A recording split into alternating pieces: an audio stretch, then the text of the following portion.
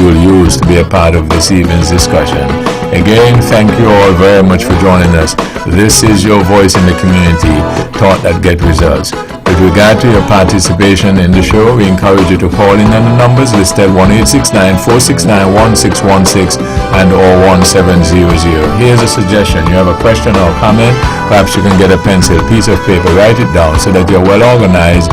And when you get into the show, you take as little time as possible so that we can accommodate as many of you as we can. We ask only, first of all, you respect yourselves and then respect others, because we will not accept anything that we deem is not within our broadcast standards. But we encourage you to always be forceful with your point. Again, thank you all for joining us. Your voice in the community, thought that get results. You can also follow our live video stream of this program on our Facebook page at Vaughan Radio and our YouTube channel at Vaughan Radio. Thank you all again for joining us. Your voice in the community, thought that get results. Tonight, the Honorable Spencer Brand, good evening. Good evening, Webbo, and a very pleasant good evening to my colleagues around the table. Let me say good evening to all those who are listening and viewing this edition of the Let's Talk show tonight.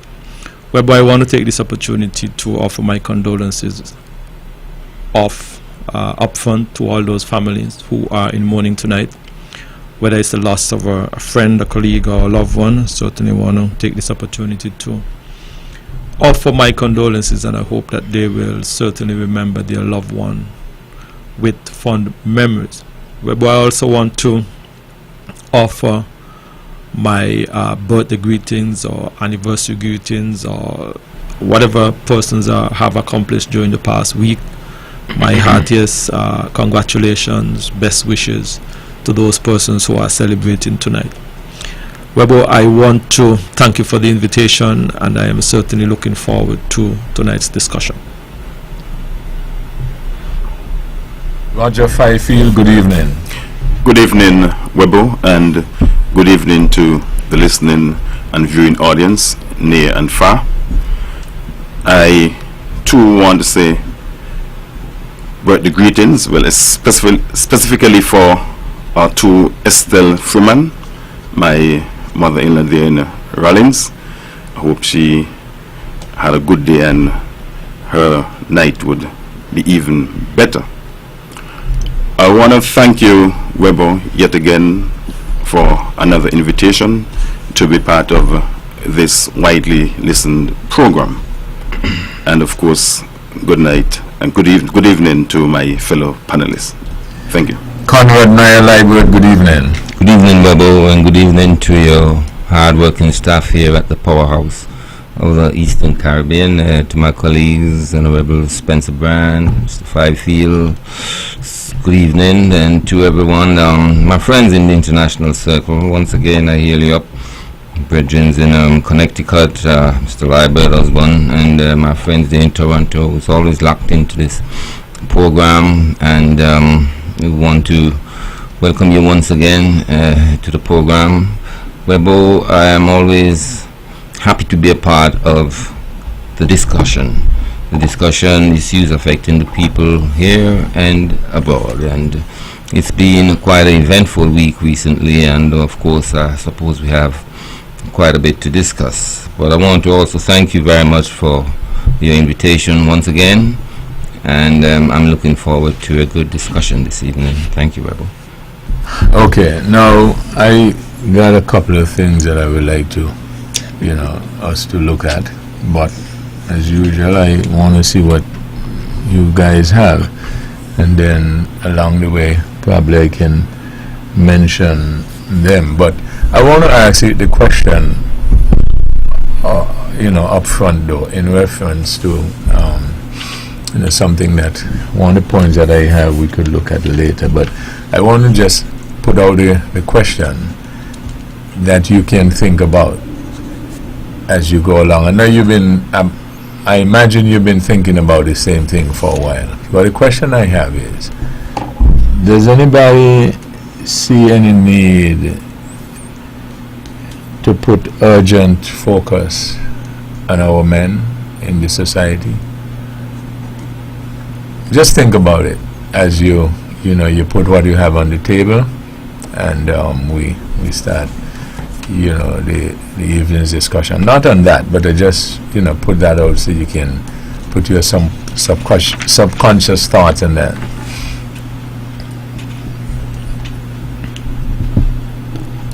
Well, if I may, I think that's a very good topic for us to think about, and I certainly will get back to it.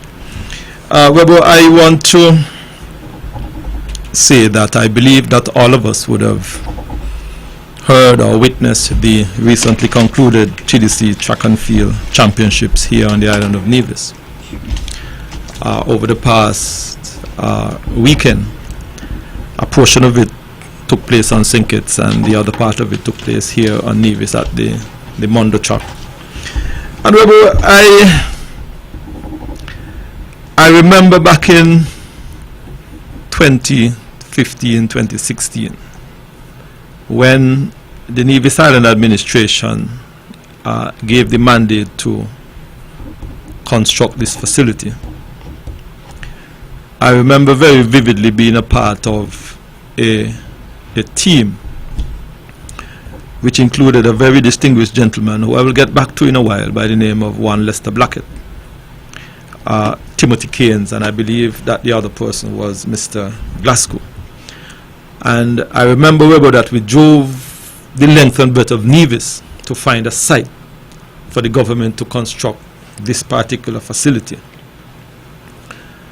I remember, Webbo, that when we got to Long Point, that was the very last site that we visited, and we stood in that area and we look at the view, we look at the mountain view, we look at the view of the ocean. We stood there in what we call Badikira bush and amongst the cassia trees and the animal waste and all of that. We stood right there, and it was unanimously agreed upon that that would be the site for the construction of the Mondo Track facility. And Webbo, I stood there on Sunday and I smile, because much have been said about this facility, and I remember that the mission and the vision was to ensure that this facility would be able to host regional and international meet. The only thing that was excluded from that facility was an Olympics and probably World Championship. But everything else, the idea and the vision is to be able to host there at the Mondo Track. I ran into Lester Blackett there on Sunday, and in my conversation with him, in my brief conversation with him, I know he's having some health challenges, but I was so happy and so elated, Webbo, to see that this St. Kitts and Nevis game was held at that facility in Mr. Lester Blackett's lifetime. I said that because if it wasn't for what I call extenuating circumstances, these games probably would not have been held in Nevis. And I felt so happy that Lester Blackett was able to witness it. I ran into Tim Keynes, another member of that team. And I said to Mr. Keynes, you remember when here was full of kusha, as we would say from Pashanaya? Mm-hmm. Mm-hmm. And he smiled and he chuckled. Webbo, I think that our people ought to be proud and ought to be happy that they would have had a government at the time who had the vision, who had the foresight, who had the courage to construct such a facility. We are aware that phase 1 is completed and the second phase with the stadium is to be completed. But to see that we were able to host such an event at that facility, I think that all kudos must go to that visionary government, CCM government at that time. Webbo, I want to say congratulations as well to the Charles E. Mills Secondary School for winning the championships. But I particularly want to also highlight the Charlestown Secondary School in particular. And I will get to the Gingerland High School. But the Charlestown Secondary School, in my mind, showed a lot of heart and a lot of courage over those championships. I think that they did exceptionally well. And I think that they are also to be proud of the accomplishment over the weekend. I want to say kudos to the head teacher, to the coach, and to all of the staff there at the Charlestown Secondary School. But coming second to the Gingerland High School, congratulations as well. I think that they did well. There was a number of athletes who showed a lot of heart. And I think that in these kind of games, it's not always about who is the quickest or who is the strongest, but it's also about who showed a lot of heart. And I saw a lot of that on Sunday. To all of the schools, Webbo, I want to say congratulations to them. I know that we here at Nevis would have had to make certain accommodation for this particular championships. And I really want to say to all those persons who were involved in any way, my heartiest congratulations. I want to point out, Webbo, also the minister with responsibility for sports, my colleague, Youthant Troy Liebert. I know that he was under a lot of pressure. I know that because I sit across from him in cabinet. And I know that he had his concerns. He had some pressure days and some long nights. But I want to say to him, to the permanent secretary, to the director of sports, to the entire organizing committee, my heartiest congratulations. I think that they have done well. They have made Nevis proud. And I think that they can take a bow on this particular event. We had, Webbo, an incident there that was really unacceptable. And I want to say to our people that when they go to these kind of events, leave the badness at home. Leave the badness at home. There is no place for those kind of fights and bad behavior in these kind of events. And I want to say to those persons who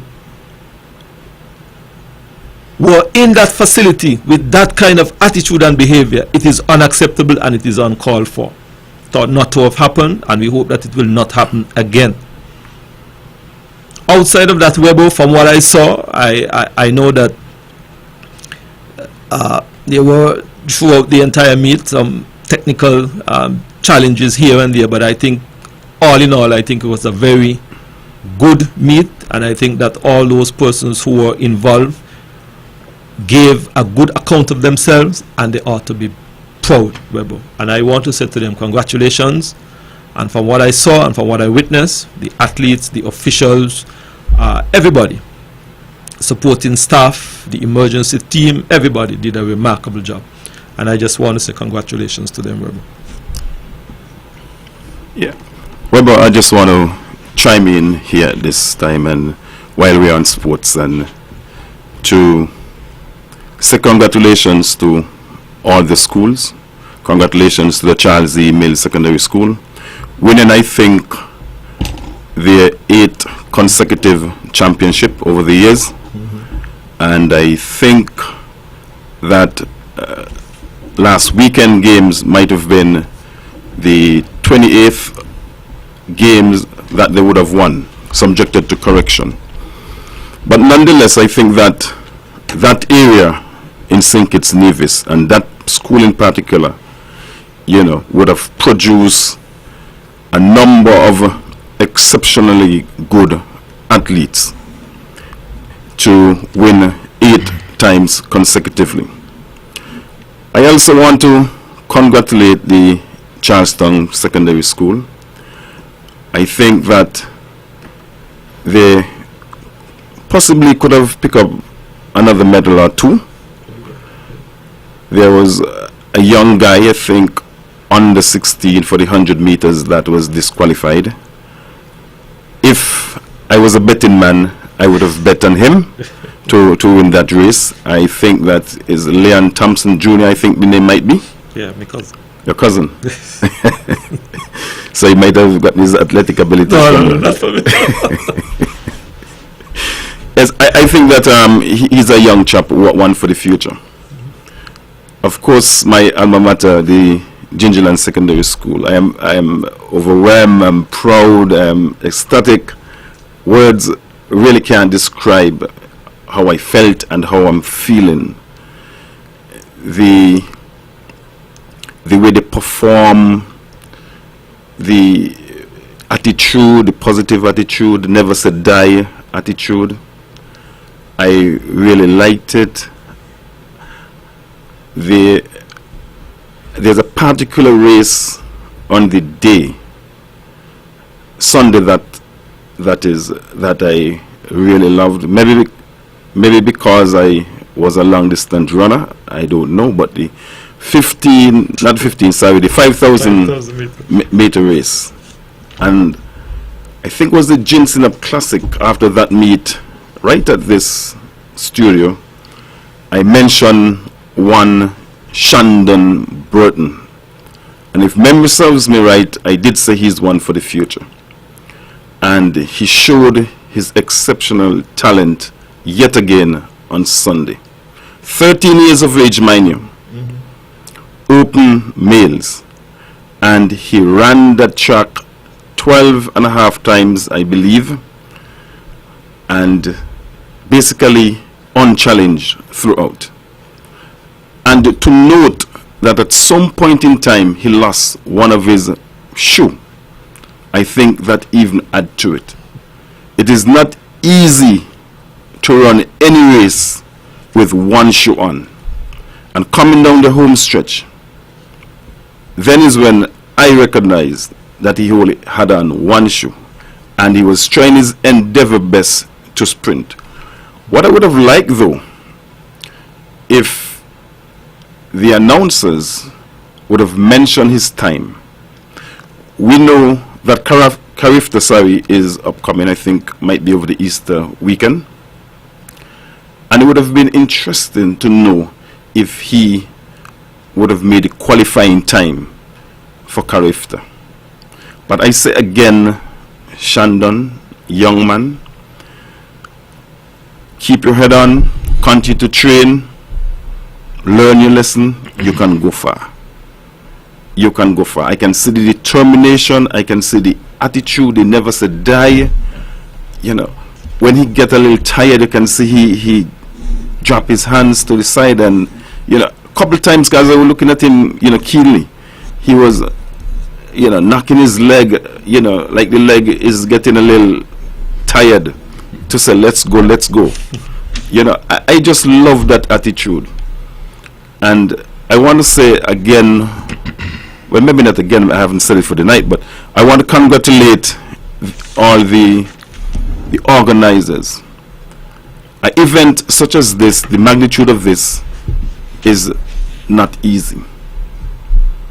Sometimes we, the spectators, we criticize, but when time to compliment, we don't compliment. And I want all who were involved in planning and execution of the meet, congratulations. I do not want to start to call names. I may run myself in trouble. Suffice to say, congratulations to all the athletes, the parents, the teachers, the coaches, and of course, the patrons who would have turned out on both the Saturday and the Sunday to support our upcoming stars?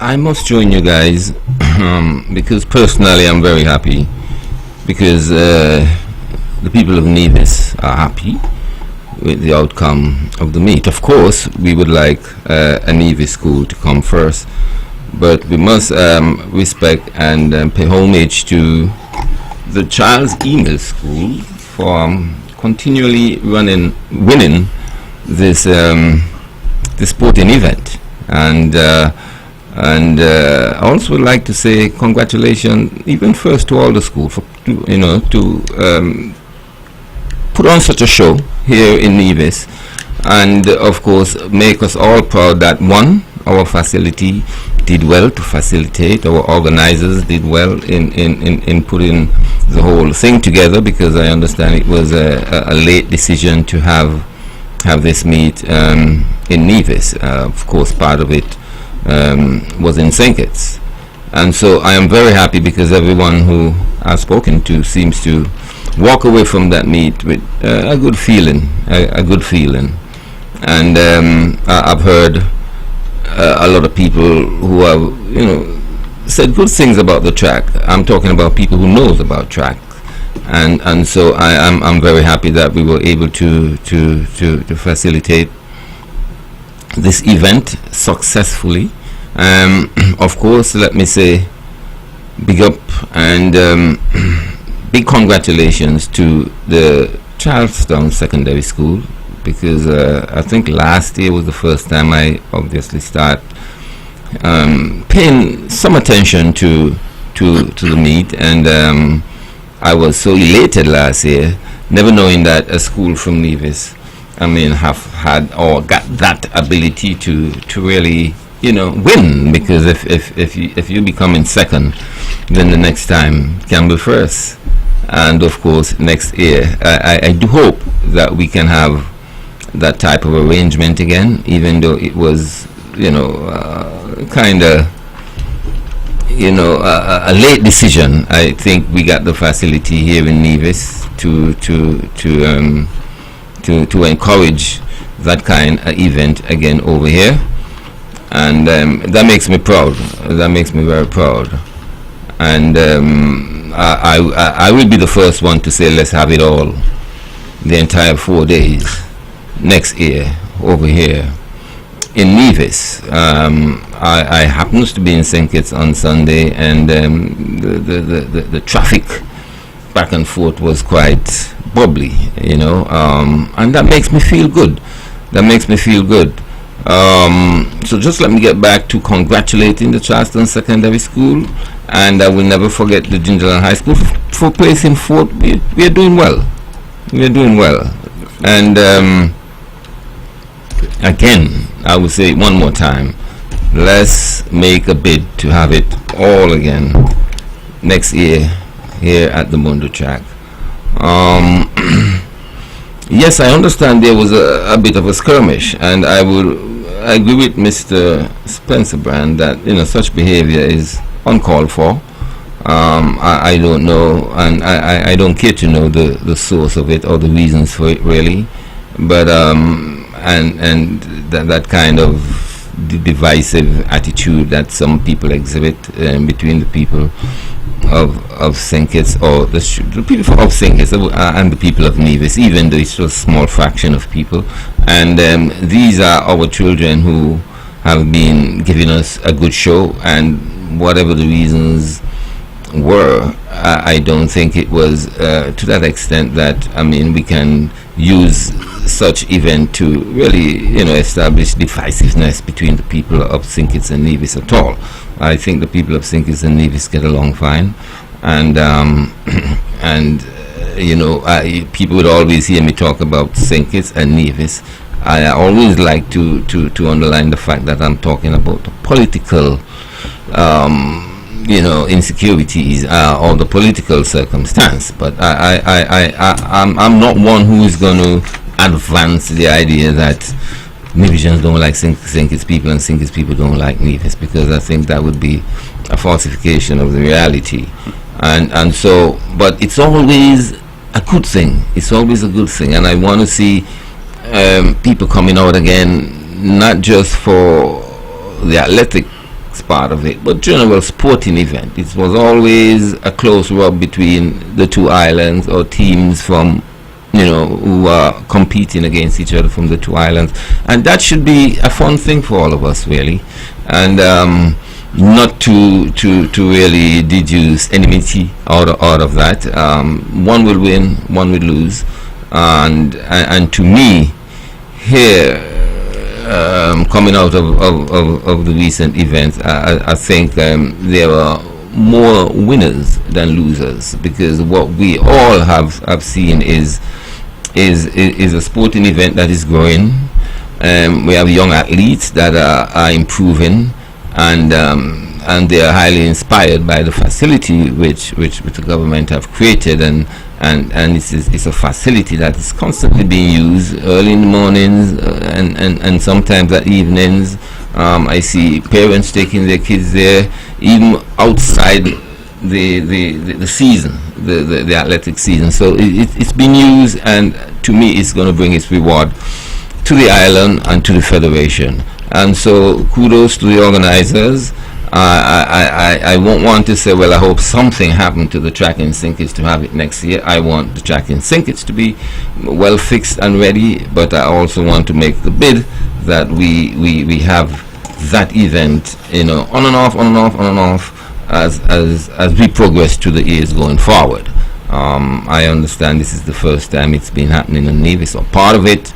I wouldn't like to use the word unfair at this point, but I would like to be one who is advancing that bid to have it over here again. That's being said, I hand the mic over. Yes, Naya, I want to believe to that the authority, they would have recognized the readiness of Nevis, not just the track, but in terms of logistics and pulling off an event the magnitude of that.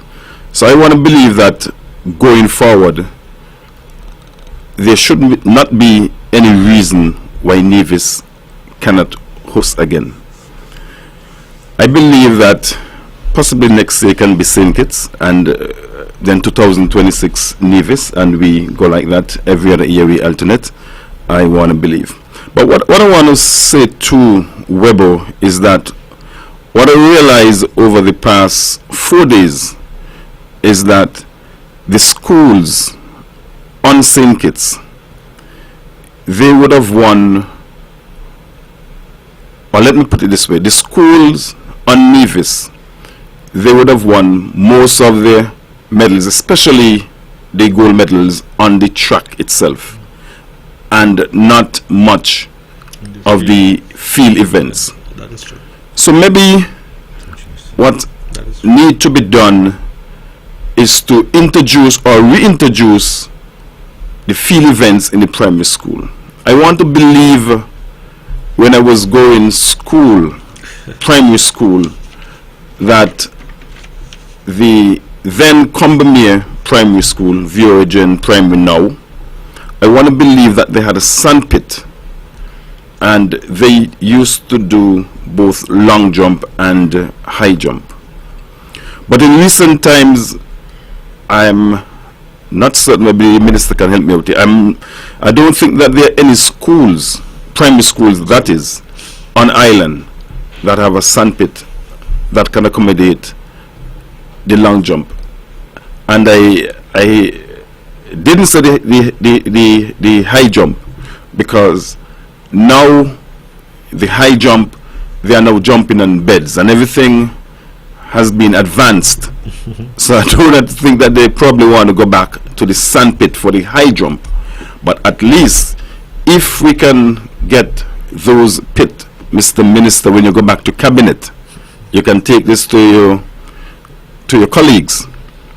If we can get this in the primary schools, I believe that the talent, it would be harnessed there, and when you go to the secondary school, you improve upon it, so we could be more competitive. I'm not saying that we are not competitive as we are, because you realize the Charleston Secondary School would have placed second, and I believe that they would have placed second last year, or higher up last year also. So when we could get that,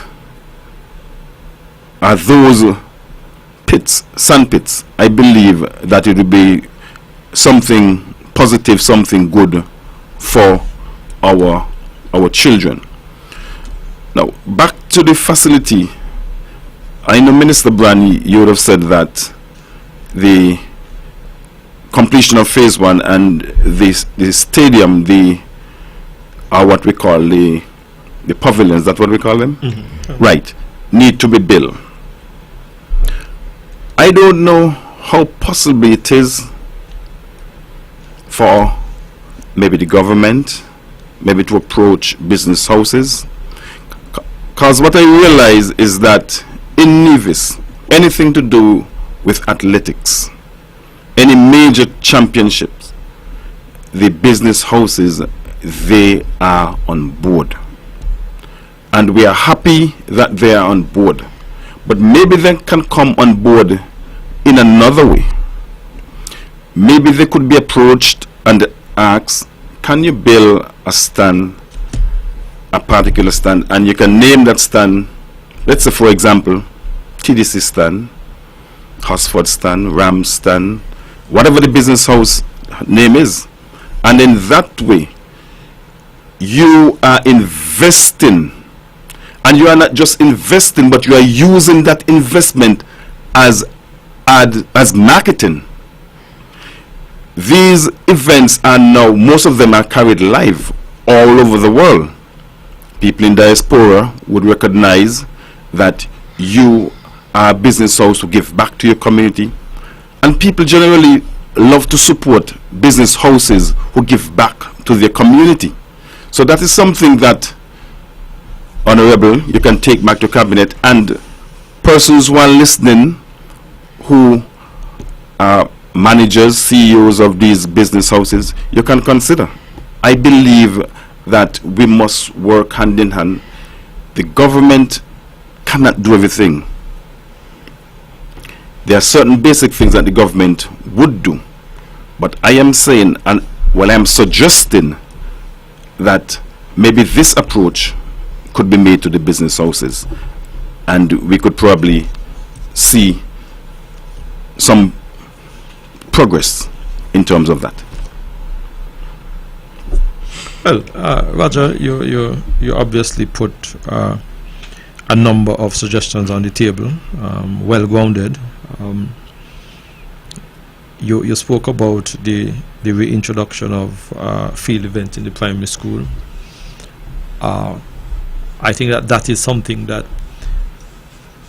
all of the primary schools, perhaps maybe with the exception of one based on the space that they may have, but I think that all of the other schools may be able to reintroduce that based on the space that they have on the compound. Sounds good. I think that it is something that I think many persons would have observed that we on Nevis end would have struggled, especially on the field side of the competition, and I am almost certain that the coaches and the technical team would be looking at how best they can try and see how they can overcome that hurdle.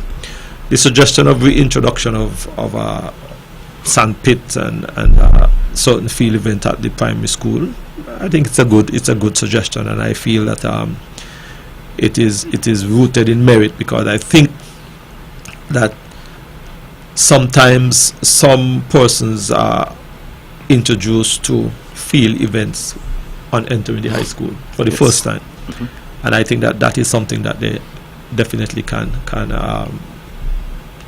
give some attention to. You spoke about approaching the various businesses to build out the facility. That model have worked. I know that they have used that model on certain projects before, both here in St. Kitts and on Nevis.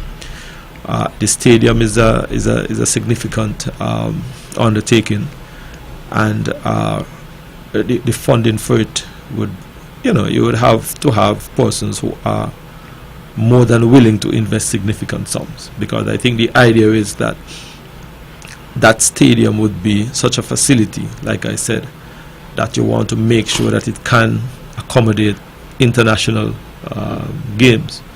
So it is going to be at a significant a cost. I think that the partnership, the government is always open for business, to entertain persons to partner with the government to do certain things here on the island of Nevis. We have had partnerships in the past, and I think that will continue. I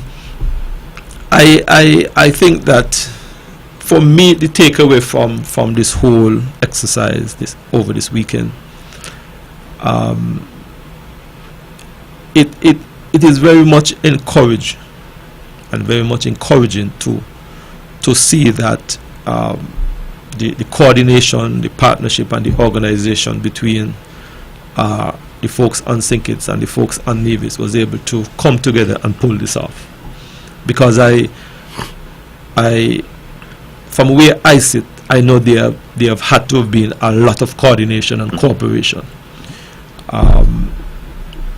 And I believe that if that can certainly continue, and once that continues, then I think that we can see mutual benefits from these kind of activities going forward. I just hope that other sporting events, football, cricket, we have had, I think Naya would have spoke about it, the fierce competition in some of those games. That is not going to change, but behind all of the competition is the coordination and collaboration and partnership. And I think that once that can continue, we will see these two islands can move from strength to strength. Yeah, I must tip my hat to Mr. Highfield recommendation about the sandpits in the school, because long jump, a lot of sprinters come out of the long jump. What can I say? Developing the technique. Yeah, developing that technique, and I'm sure that is vice versa. And it would encourage people, even in their time off, in their casual time spending, it will be engraved in their mind, and constant practice without even having that big schedule about it means something. They would as kids, how kids play around, and I think that's a good suggestion, because, and I am proud to hear, I must say, that we were better at the track events. It's not like the track events are more important than the other events, but it's good to know that we are good at the track events for some reason, because and most people think about sports and athletics, I think what sometimes come to their mind first is the track events, But I think we can make strides with the other events. That's a great suggestion, and I think that should be taken on board. I don't see any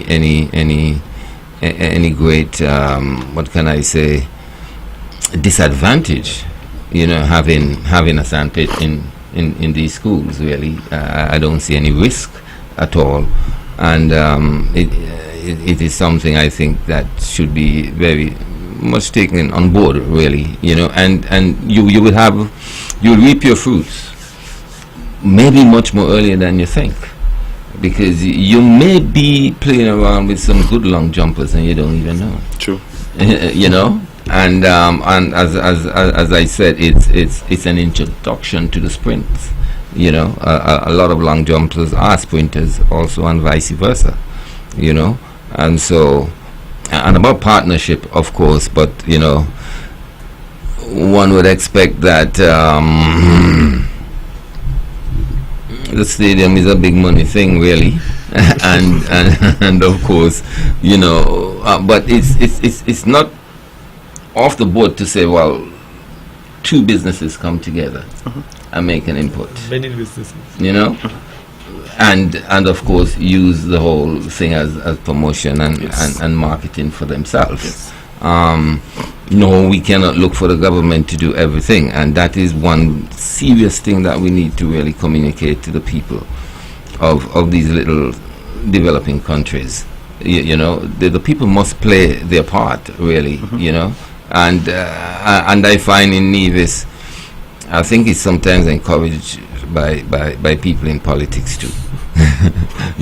Where the government is too big, the government thinks they can do it all, and sometimes they fall short, and that's when we talk about unfulfilled expectation, right? And so we need to, as a people, and last week I think I tuned in briefly, you guys was talking about the movement of people throughout the Caribbean, and I think we as a people in these little islands really have to start thinking.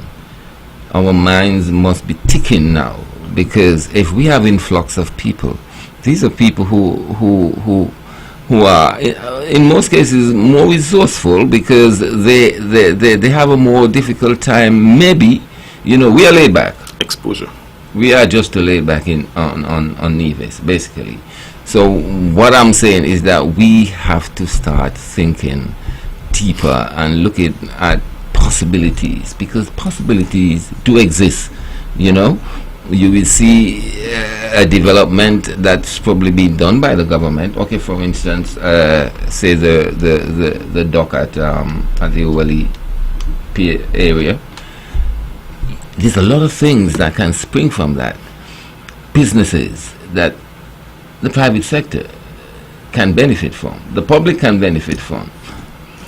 Private sector realizing these opportunities and putting things in place, and so we will have to put on our thinking cap a lot more as we see opportunities come forward, and sometimes we probably got to start coming together in order to effectuate a lot of these ideas that we may have, because as I say, we cannot be a people who is going to strictly depend on the government, and at the same time letting good opportunity passes by, and sometimes not even passes by, but is being consumed by people who are actually coming in, and then what the talk is going to be like, and so I think I'm just encouraging that type of coming together where you can make money and at the same time you can contribute in a good way to what is taking place on island,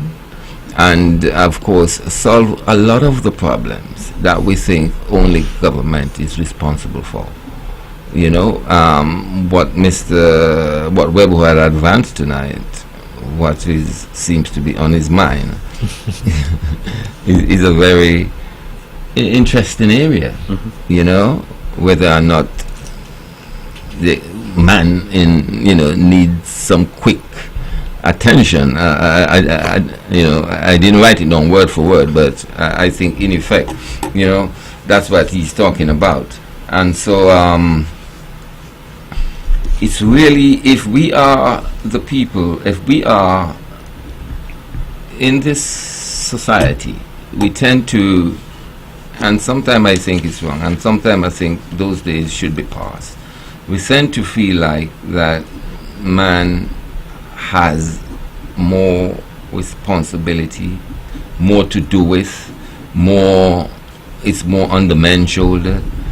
And so the question about urgency towards the male may be a very relevant question, since we are still looked at as leaders of not just in the society, but probably leaders in the home, and even in social and political and other organizations. our relevance is sometimes seems to outdo the female, which I don't think it should in many cases.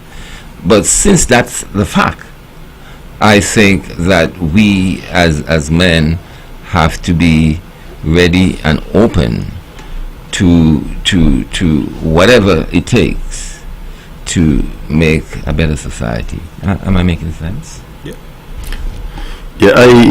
I agree with you, Naya, in terms of the men, and of course we would have alluded to it or asked a question pertaining to that earlier on. The reason why I would say that men need urgent attention, if we are to look at, let's say, 2011, 2010, 2011, thereabout, when the murder rate started to spike in St. Kitts Nevis, and more so in Nevis, and we look at those 15, no, my maths is really off. we look at those maybe 10 to 13 years, and we would recognize that those that were murdered, I'm sure about 98% would be males.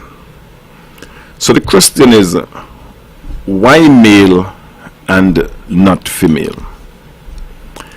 Is it because we are macho, or we believe we are macho? Is it because we can't resolve our conflicts? We do not know conflict resolution?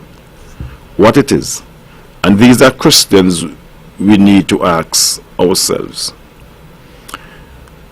If we're going to couple it with sports, I think if we can get our males more involved in sports, and sometimes at a younger age they are, maybe up to age 15, and then after 15, 16, 17, for some reason they break off and they stop play football, cricket, maybe more so cricket, because cricket move from one area to the next.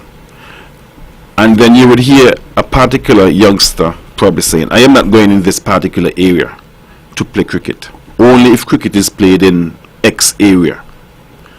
So we have to dig deep. It is not something that is just on the surface.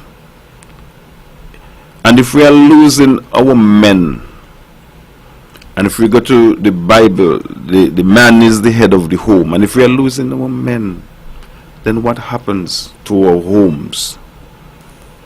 What happens to our society?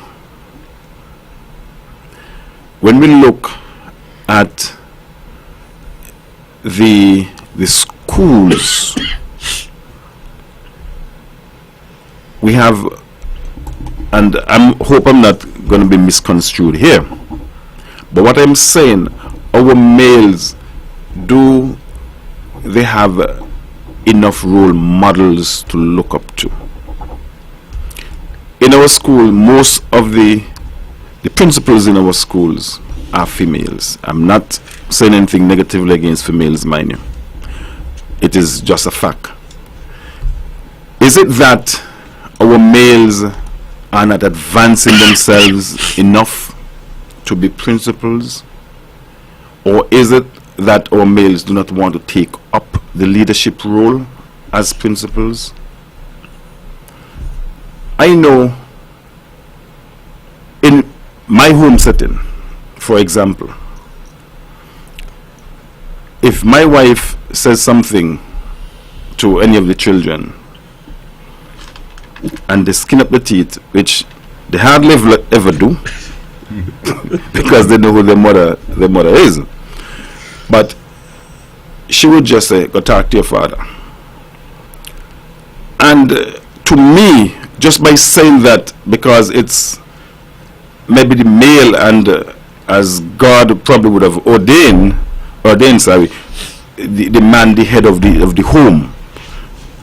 You know, I mean, I really don't know, and maybe we as a society do not know. Maybe we think that we know, but if we know, why are we losing our males? Why are we losing our boys? How can we stop that leak, so to speak, that we are just losing?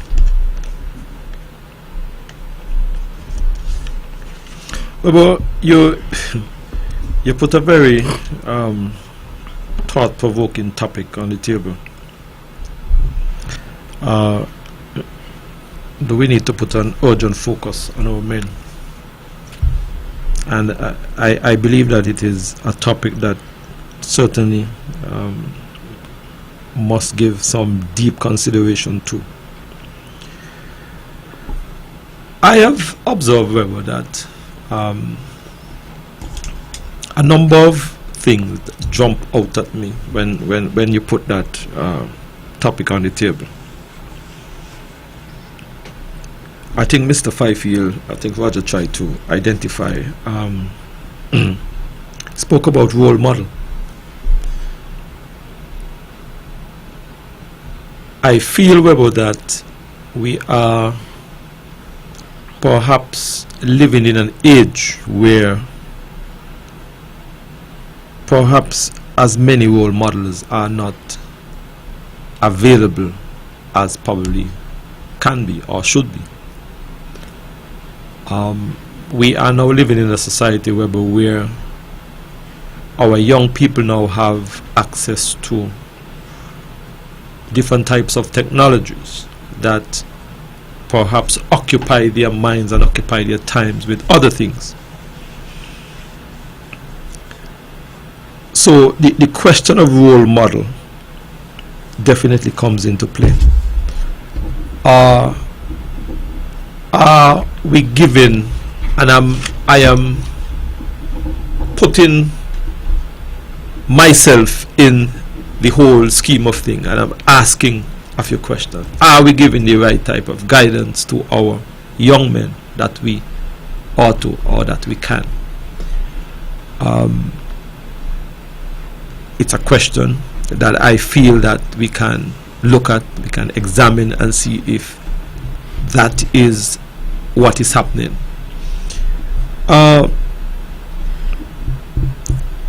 I often feel, Webbo, that there are some pillars of our communities, some institutions in our communities, that we have our education system, our schools, and I believe that our education officials are, in my mind, doing the very best that they can do with the tools that they have to work with and the situations that they are dealt with. And I think oftentimes we seem to condense the school year with so many different type of activities and events that oftentimes some of the things that perhaps in terms of the guidance and the discipline aren't as adequate as it can be. And we must ask the question, what is the role of our churches? I believe that Nevis is one of the communities that I feel have perhaps more churches per capita, per square foot, or per square mile. And are our young people paying attention to perhaps religious teaching and religious instruction? I feel that in my mind can soften the tone of our young men, soften the tone of our young people generally. It is a thought-provoking topic, Webbo, and I think that while we try to look outward as to do we need to, we also need to look inward and look at ourselves and see how are we contributing to perhaps the downfall of our men, if I may use that kind of language? Are we contributing to the downfall of our men?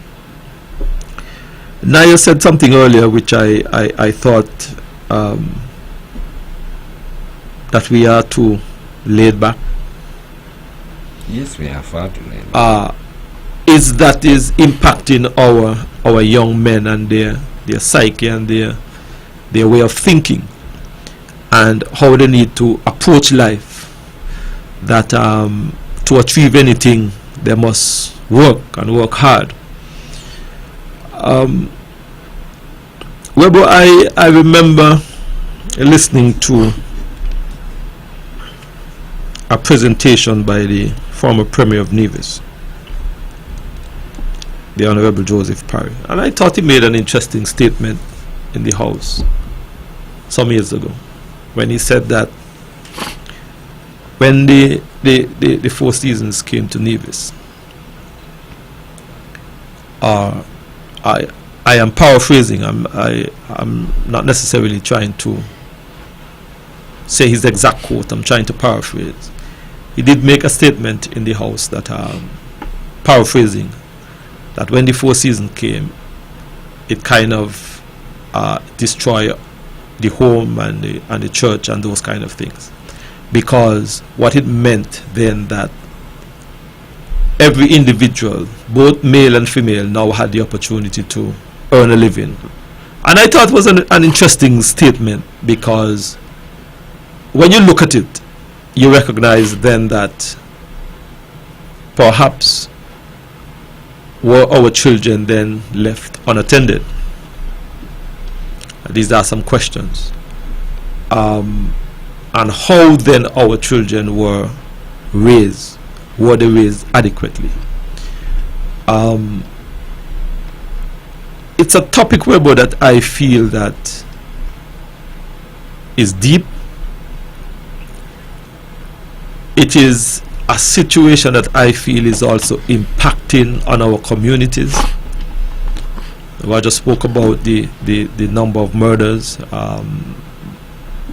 male versus female.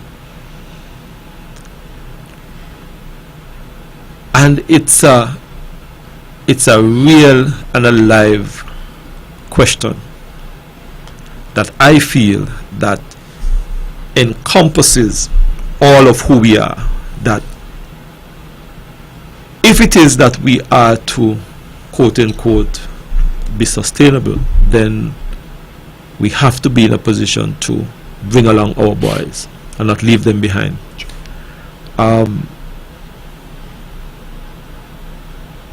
It is something that all of us would have to contribute to. The home, the school, the society, the church. And I want to say something here, Webbo, that I don't want our parents to feel that the school must raise their children. Let me say that again. I don't want parents to feel that our schools must raise their children. Amen. Because I feel that it's a partnership between the home, the schools, the church. I also want to say, Webbo, that those of us, remember, I want you to listen to my language very carefully. That you don't have to underscore that, because you know that's the greatest asset I have. So I'm listening, good. And not only listening to you Good. carefully, Good. Work with me keenly and closely. Go ahead.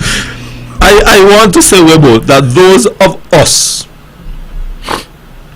I want that to sink in, that those of us who are in these influential positions must recognize and understand our role and our duty to the next generation. We ought not to use our position, Webbo, to try and influence them to do certain things that we know that they ought not to do. And I'm saying that very, very candidly, because once the horse is already bolted, it's difficult to get it back in. So I want to say again, Webbo, that those of us who are in those positions, that we must understand our responsibilities. We must recognize that to whom much is given, so to speak, much is expected of them. And I think that giving the proper kind of guidance to our young people, the way in which we use our platforms, both right here on this kind of platform and those on social media, that we need to be able to give proper guidance and not use it, Webbo, to try and derail the lives of these young people. It is a challenge, but I believe that we have the capacity to not only give the right kind of guidance, but we need to be good examples as well to our young people, especially our young men. Every Tuesday morning, Webbo, I listen to your program here by the Methodists. And I think this morning there was a gentleman by the name of Mr. Walwyn who was speaking about anger and those kind of things. And how do we control anger, and how angry we can get, and how we respond to our level of anger. And I thought that it was interesting. It seems now that some of our young men are not checking that level of anger. That we are at a point now where the sanctity of life is almost as if it's not important anymore. But I feel, Webbo, that we have a duty, we have the capacity to turn things around, to turn them around, to be the right example, to ensure that we can look back and say that, listen, we did have a positive influence on a young person's life, that have set them on a path, a good path, a clean path, an honest path, that they can make substantial contribution to the development of these two beautiful islands, this region and the world at large. Well, Mr. Ben, I agree with you, but there's one question I want to ask, because Mr. Fifield said that, did you say that there isn't much, or there seems to be not so much good role models? Not enough. Not enough. Okay, because I would like to ask you, what type of person do you look at as a proper role model? Because I feel like there are enough role models around here, but sometimes we probably have a kind of misconception as to the type of person you may see as a role model, you know, because my role model here is a gentleman who works at Public Works. He has a wife and a daughter, and I admire him as a person who, to me, he's a good role model, and he's my age, you know. But sometimes we look for a role model, and we expect him or her to be of a certain standing. You know, I get him there, you know, but you expect him to be of a certain standing, maybe financially sound, you know, and maybe materially well achieved, you know. But I don't see that as requirements, in a sense, for a good role model, you know. Sometimes you see a person living and his involvement with his workplace, his family, and so forth, and you admire that, you know, even though he may not be as financially sound, or, you know, have all the big material here, there, and everywhere, you know. And so, again, what we're talking about is such a serious topic, you know, because the role model who one may look at as a person who drives a very nice car, have a big house, and seems to have a lot of money, you know, you may try to get to that point too fast, too quick, without not understanding, you know, what you have to do at an initial stage, the sacrifice you have to make, the discipline you have to get to really get to that point, And so, while we are speaking about role model, we got to be very careful who we are talking about and the type of person who we look at as a role model. To me, there is a lot of role models here in Nevis. A lot of role models. A lot of good people who you can look at within their family life and their social life and everything. Must be complimented, And, I don't know if some people have me as a good role model, but I'm not a bad one. Even though I probably don't, have not up to this point fulfilled a lot of the things that society might think is good for society, But we must open up ourselves to the youths we see around. We must, You must call a youth over sometimes and talk to him, I see certain things going on with youngsters, and I call them over and say, look, you see what you're doing? I really like you as a person, but you see what you're doing? It may not feel that way right now, but in 10 years from now, you're going to regret what you're doing. You shouldn't be doing that. I want to see people like us who have a platform, who people listen to a little bit more, because we have on radio sometimes and talk to you, and when you're in the bank in the line, people talk to you, and everywhere people talk to you because, make that call to these youngsters that you see sometimes, We need to open up. We need to realize that even though they may have spent some time in prison, that there is still hope for them to turn around, given that you can talk to them and impact on them, that they have opportunity. I have done that, and I have been successful in that respect, and it makes me feel so good, to be quite honest. No, the percentage, we got to look at after everybody, right? Yes. But the percentage that quote unquote have been to prison, who had lost their way a little bit, you would agree that is kind of small? Yes. Okay. Yes.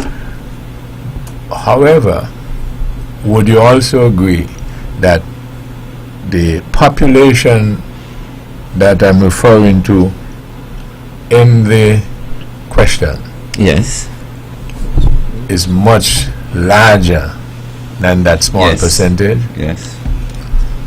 And would you also agree that it is because of that running over into that larger population why even the statement that you're making is so passionate?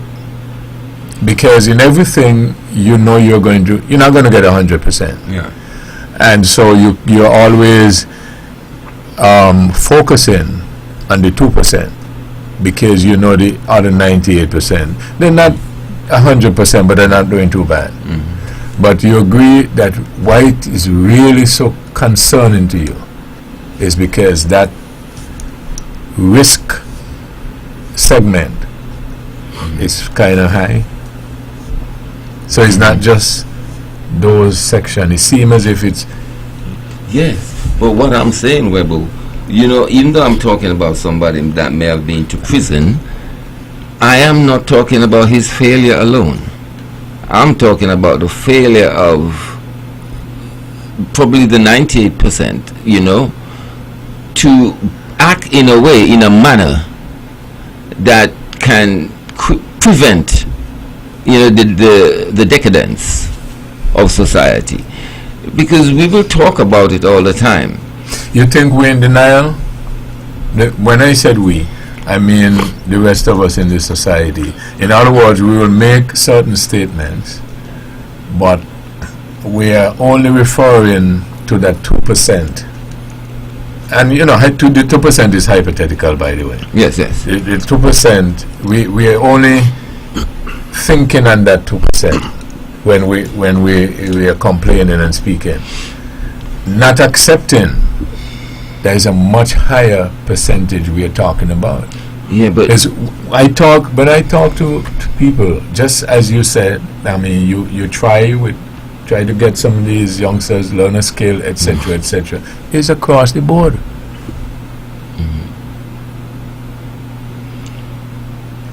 You remember how many debates we had here about this thing, and making sure that the women get, these opportunities. You remember how much every now and then I would, as a matter of fact, one night I call you out.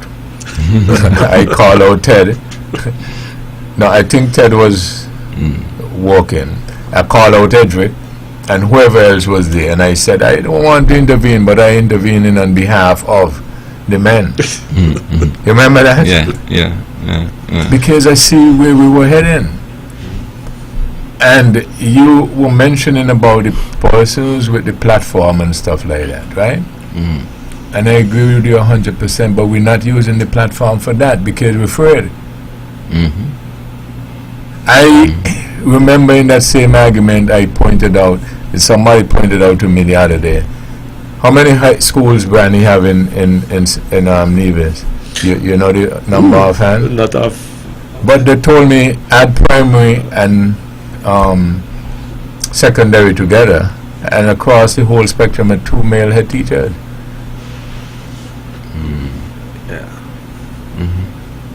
Now, I have nothing against the girls or the women. One of the things that I contributed in the debate years and years ago, I asked a question, just like I asked a question earlier. I asked a question back then. Are we making sure that these are the segment or risk section of the society, are we advancing them at the expense of the other segment, or should we try to bring along everybody together? Let me take this call. Good evening, thank you for holding. Good evening. I'm wondering though if the pendulum swings too far one side, doesn't it automatically go back in the other direction until you find some happy medium somewhere? That's an interesting question. Say it again. Ask it again. It almost sounds as if the discussion is trending towards saying that we try to give equality or parity or whatever you want to call it to women, and as a result the pendulum swung too far in that direction, and maybe now it's time for the pendulum to swing back.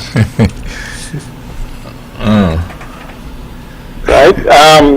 I don't know if I see it that way.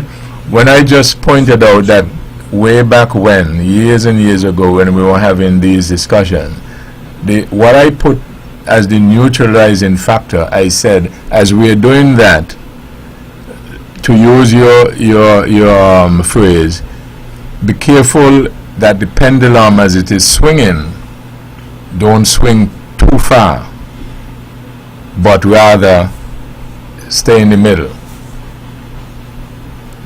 Well, the thing is, it's difficult for the pendulum to stay in the middle, because when it swings too far, or when it swings generally, there are forces that push it back. I don't think that women folk, for instance, are going to give up any hard-earned gain. They are going to go for more.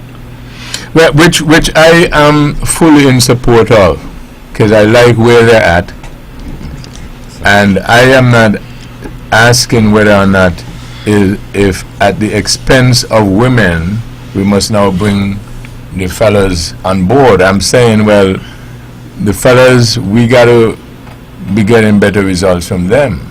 and I don't know what it will take. I do not want it to be at the expense of the gains that women have made. Are you, to use Edward's phrase, I agree. are you okay. I agree. I mean, if you take something, for instance, like equal pay for equal work, that is still a struggle in some places, right? But you'd think that at the very least, that should be something that is sacrosanct. No, equal pay for equal work, I don't believe has a negative effect on men advancing or declining. True. I don't. I could be wrong, but I don't believe that is a real threatening factor. Because, and I also think that a lot of the gains that women have made, I don't think they made them because, and it had to be done, or men had to be pushed aside for them to do. I don't believe that. I think no. Remember though that men traditionally has been the controlling influence in politics and the policy makers and decision makers. But you know, you use a past tense. Hello, they still are. They still are, my friend. The evidence shows that. Ain't that true? To some extent, as someone was just going to point out. Ain't that true? Leadership at different levels, women rule. Let's go back to the statement that you made. You said you agree that the statement that you made it still holds true. You agree with that? About the pendulum? No, about men being the power brokers. You said they were, and I told you that still are. Yeah. Okay. All the difference. Work with me. Work with me. The only difference is they're just making different decisions. You agree with that? Who's making different decisions? The men who are in the power broken situation. Exactly. Right. So they are willingly giving up some of their power. Right. I wouldn't use the word at the expense of, but they are willingly giving up some of their power that they used to wield before. No, well. Maybe we're saying the same thing, but I prefer to say they're making different decisions. Okay. Maybe that's more politically correct. We do, I think, recognize the fact that men are under threat. I don't know. Right now, it's young men, I would say. So we can't say that it's going to be the same. 20 years from now, okay? Because I suspect, like I said, the pendulum will swing back. Too far, they're going to be pushed back. No, but I what I want in your scenario there, though, is some intervention of that philosophy, so that we don't have a situation that we just allowing the pendulum to swing one end, and then when it is too far that end, you just say, well, okay, it will swing back. So we should have a Ministry of Men's Affairs? No, but that may be the problem. Maybe we had too much ministry where it shouldn't be no ministry. Or maybe call it a ministry of ordinary people doing, values and stuff like that, like what they used to teach in school. So maybe, who knows, maybe that's the problem, right, Brian? Maybe. Because this Ministry of Ecclesiastes Affairs and stuff like that, right, doing what the church and them normally does do on their own. Now, that's another debate. You agree with that? Yeah, yeah. I mean, but the thing is, once you bring in religion into it, then I think people are going to start talking about traditional roles and leadership in the home and all those kinds of things, which might be defeating the purpose. But all those discussions we ought to have. Because, maybe nothing is wrong with it, and maybe those of us who look at things certain way are too traditional and old-timeish and so on and so forth. Maybe, but it's a discussion maybe that we need to have. One thing the older people will tell you that the things that you are criticizing as old-timeish, etc., they work. But these modern, fantastic ideas that you have is what causing chaos. Well, one might argue, might question whether they work, because look at the product. Which If product? they work, wouldn't they have product? been, they would have been passed on, I would have thought. No, something, work with me, something that is worked, that has worked and has not been passed on, doesn't, demonstrate that it had failed, you know? Right. You agree with that?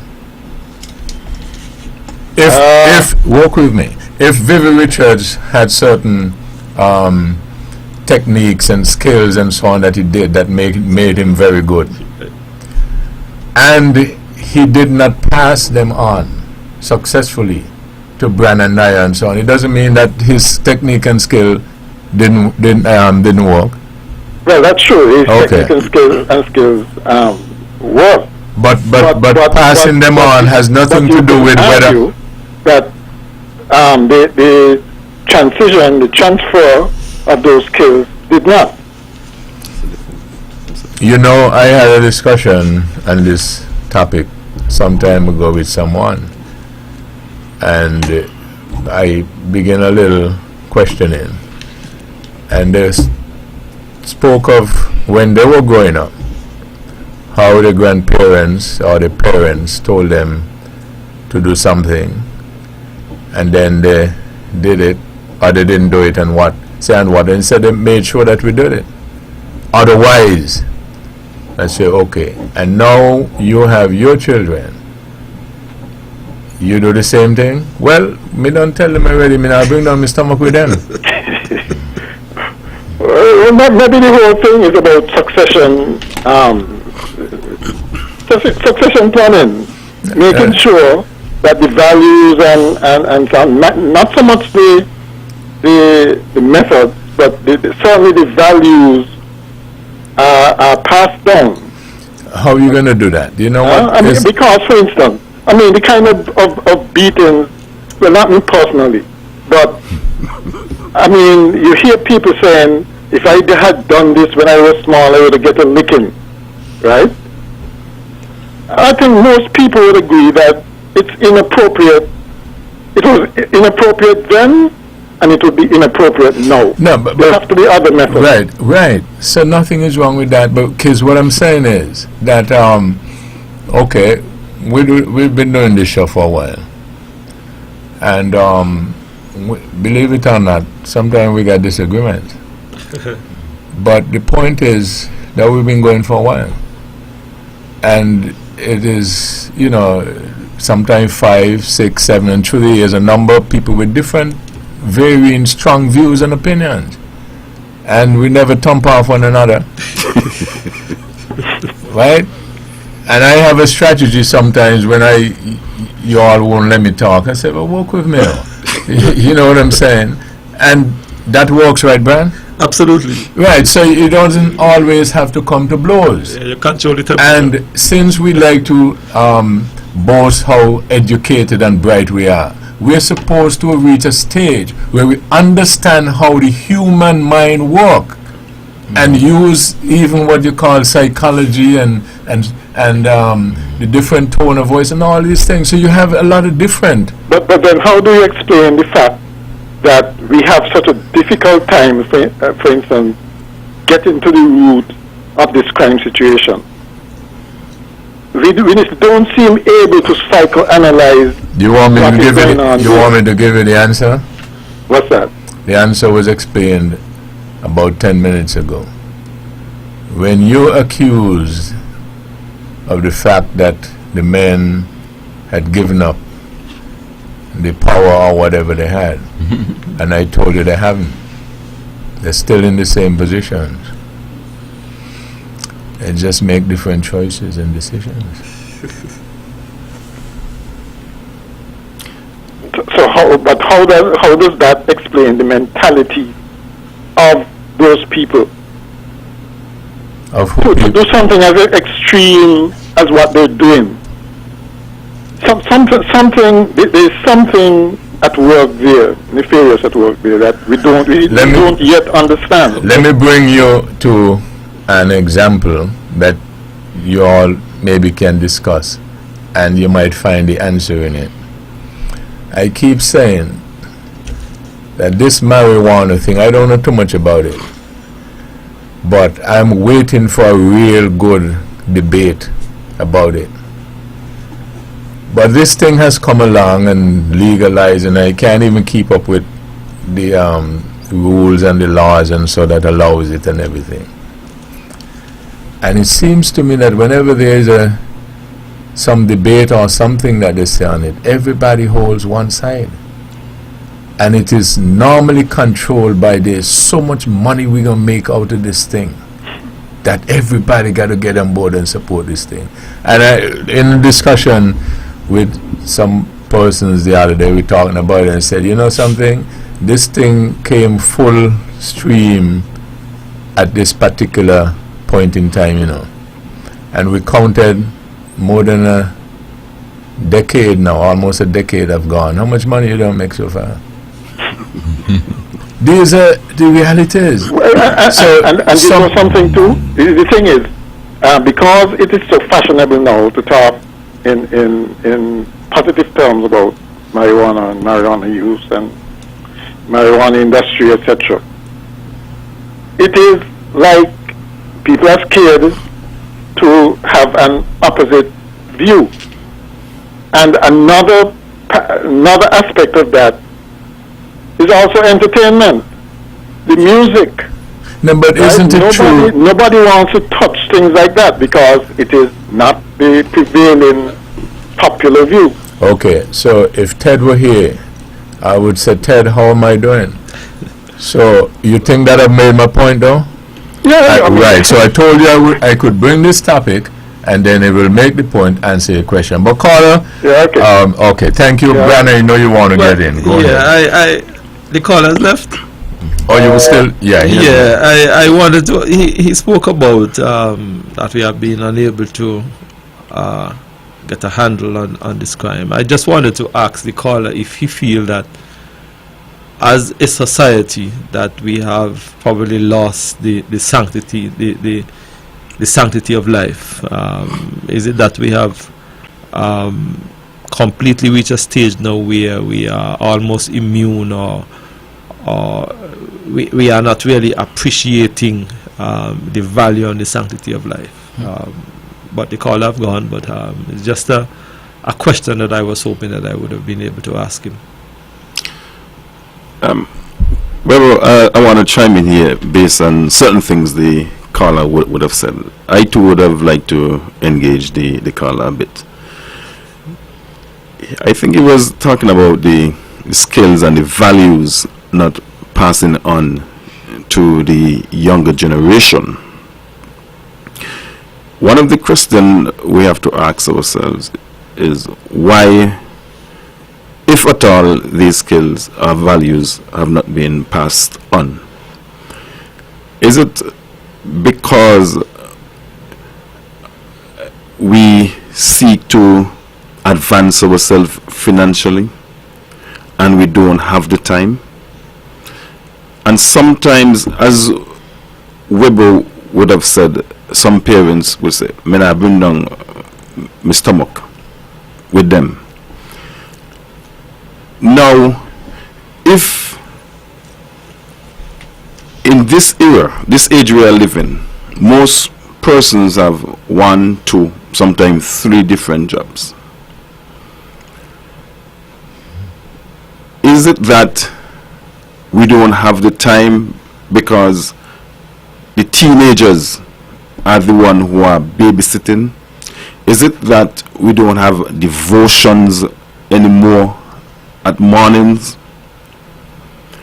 Is it that we don't eat together?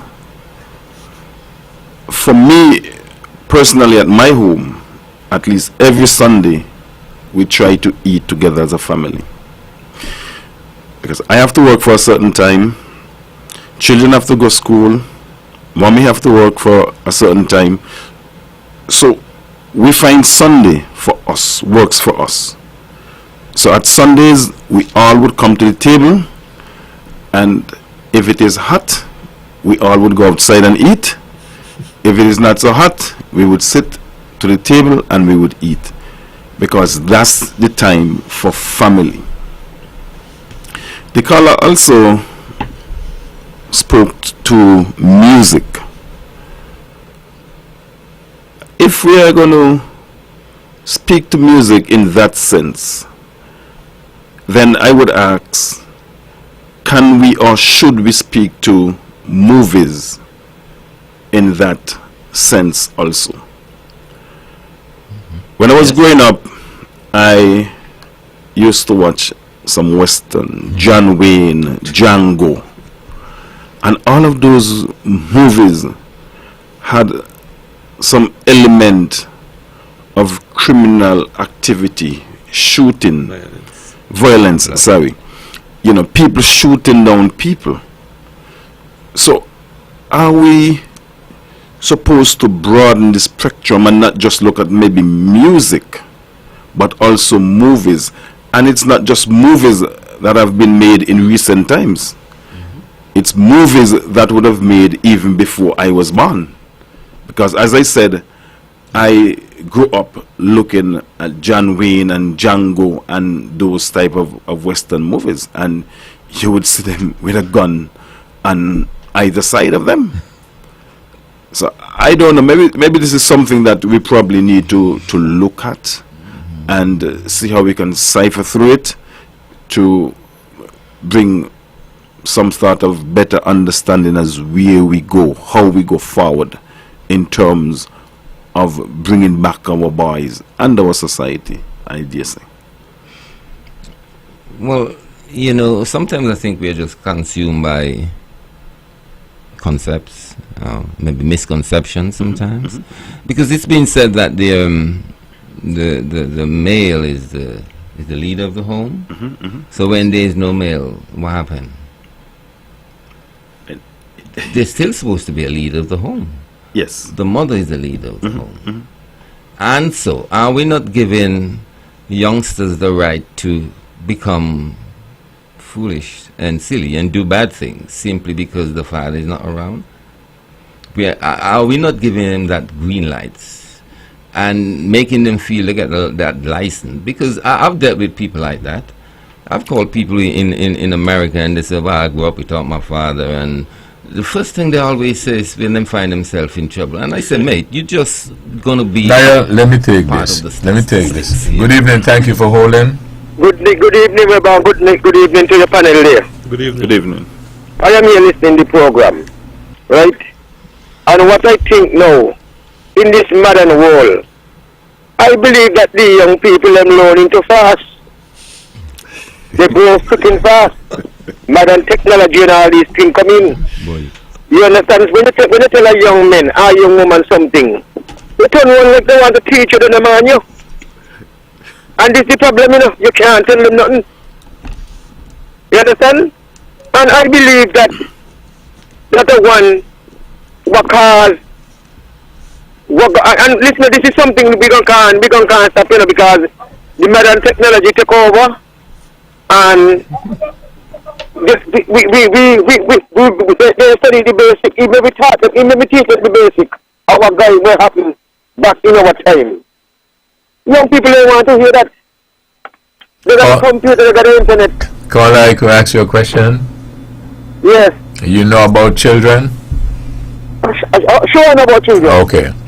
You ever had occasion to say to a baby, do not touch that because it's hot? Sure. Okay. You ever had an instance or occasion where nonetheless the baby still touch it? Still touch it? When you tell me about it burned the child. It burned the child and it just cry? Right. And then the next day you get the same hot surface and you encourage them to touch it. And the baby said to you, no, hot. No. Yes. Yes. Okay. But work with me. that is technology. You continue, you got something else to ask me? No, I was just saying, so that same principle from so long ago still works. Yeah, but go ahead. Whether it work. But I'm talking about the fast learning. You know, okay, look at me. I got a smartphone. And there is a lot of things I don't know on the phone. And like sometimes I call a primary school student to do something for me on the phone. So the more the technology, the fast learning. When you tell them about the basic things, I say about the hot pot, right? That happened to them, but they will let something else happen to them. Okay. You know? Yeah. Because what? The brain is more advanced and they're going faster. They're taking time to, you know, if you taught them certain things, this now you tell your boy or your girl, you put them on a football field up the football, right? Maybe that. Because they love it. They love football, they want to play football. Because I got two young ones coming up around me. And they love football, bad. As soon as they come from school afternoon, then, bam, football. They take up the ball and play the ball. You know?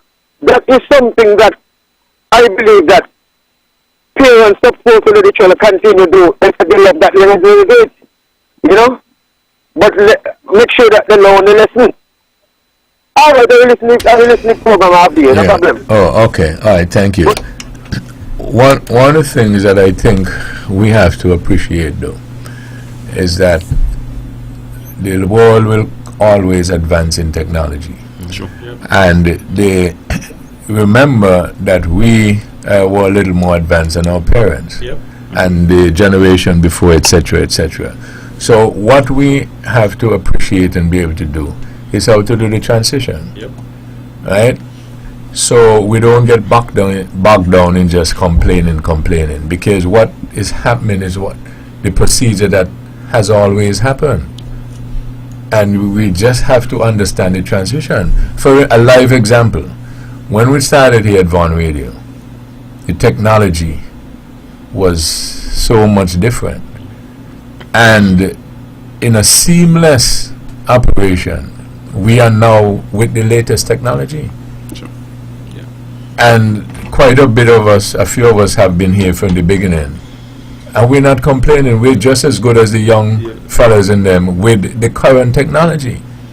So if you understand and appreciate that, rather than complain and grumble about it, understand the transition and that it must happen. Yep. So if you understand the point that I'm making. Now, Naya interrupted you. Yes, I was making the point that the females can be leaders of the house too. And we got to be careful we don't give the youngsters the right, or they develop that kind of feeling that because daddy's not around, they can turn out to be bad people. So sometimes the concepts that, you know, the male is the leader of the house, maybe it's a problematic approach to it all, because how much male is in the house here in the Caribbean? Let's face it. The females are the one who is in the house. I don't know whether or not, you know, the focusing on the gender might be the source of the problem. Could be. What you have, maybe we need to focus on, and the content well, that's what of what is being done. That's what I'm talking about. Right? But maybe what we're doing is focusing too much on the gender, so that when Mr. Brand has a decision to make as a minister, Mr. Brand focuses on the gender because he doesn't have the courage to focus on the content, because he might get some criticism.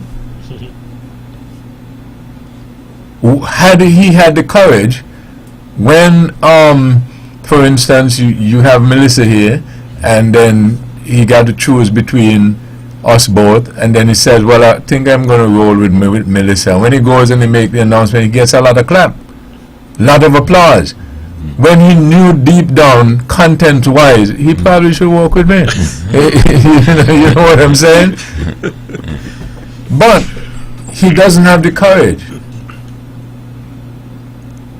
So rather than looking at the gender, and mark you, I put forth the argument that if you look at the content, those girls may still win. Or likely will still win. Well, just for the record, Yes. I do have the courage because My thing was only hypothetical. because Yeah, but hypothetically, I'll say, well, show me the evidence. well, no, I was getting to the evidence because Let's go to. Yeah, okay. Okay, when you're finished, 5 you wanted to make a point. Yeah. Webbo, I believe that the content says a lot, and maybe not so much to focus on the gender. Yes, charity starts at home, and we have to be able to, as children, we should be able to accept what is taught to us at home. And then Let me get this. Good evening. Okay, call up. No, sorry. Hello, good evening. Hi, good evening. This one is for Mr. Brand. Mr. Brand, I heard you said, how many wondrous things that Mr. Blackett has done during his lifetime. And if he was stronger, he would have been still doing. I think the over there should be named after him, Mr. Brand. I hear you. You could see a lot of athletes and so was underneath his watch, and all of them come out something. And I think he deserves it. Give the man flowers while he's alive. Have a good evening. Not going to get any argument from the caller. I feel. Yes, Webbo. As I was saying, charity starts at home. You leave your home, you go to school, you spend a number of hours at school. And if we are to stick with that concept of gender strictly, then what would become of the school? I can recall when I was going high school, one of the teachers that I really loved in high school was a female. Why? I feel I'm going to interrupt you again. Good evening, thank you for holding. Yes, I don't think the problem is that the people, the children are learning too fast. What I think is happening is they have too much information to process. Because imagine, they have all of what we had, plus more. And it's going exponentially. Yeah, we don't have a lot of time. We Yeah, get your point. right? So, but I would not lose sight of the gender thing, because with AI and robots and those kind of things, it must at some point come into focus. What is the gender of a robot? Okay. Right? We have to deal with something like that, because it's enough. Okay, that's another conversation. But if I feel I'm going to come back to you, let me take a quick break. But that idea about learning, they have too much to learn. I don't know. Let me get a quick break.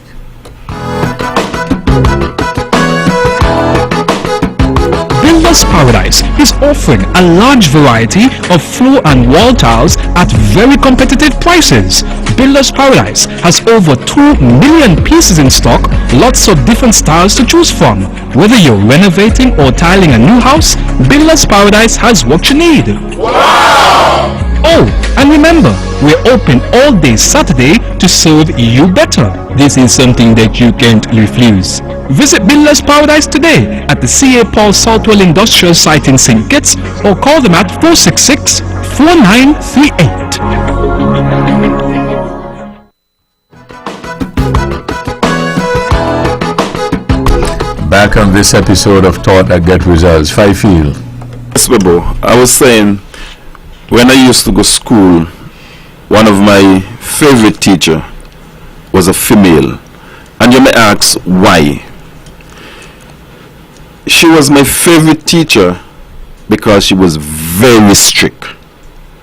And I speak of none other than the late Valerie Liebert. Very strict. You couldn't come in a class and not follow her rules. And I really loved that. And of course, there were male teachers too. But Miss Valerie Liebert, you couldn't do what you please in her class. She would pull you up and she would tell you what she has to say without fear. So I do not believe that it's solely the gender. If you have a home that is headed by a female, then the children must understand that this particular individual, so the mother, is the head of the home and must and should follow the instructions of the head of the home, who in this case is the mother. Yes. So it's not to say because there is not a father figure in the home why children should go astray. I think that's an excuse and not a valid excuse, an excuse that should not be accepted at any point in time. The mother must have the courage to say to her children, are those that she look after, I am the head, you must. My mother used to say, you D-O-I-G-O, you know, and we understood that. So I don't know if that would have kind of clarified somewhat in terms of yes. Okay. But the reality is that times have changed. I think also that the methods, a lot of the methods have also changed.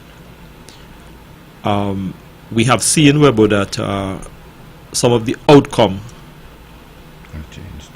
have changed and have not been what we may have been expecting. I believe, Webbo, that the challenge that we are now facing is, do we want to go back to what was, or are we at a point now where we need to examine and re-examine the methods to try and get a different outcome? You said something very interesting, Webbo, that the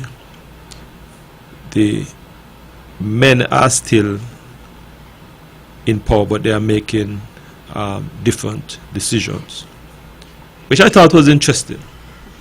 Interesting because we have been dealing with a number of issues here in the Federation, throughout the region, and globally.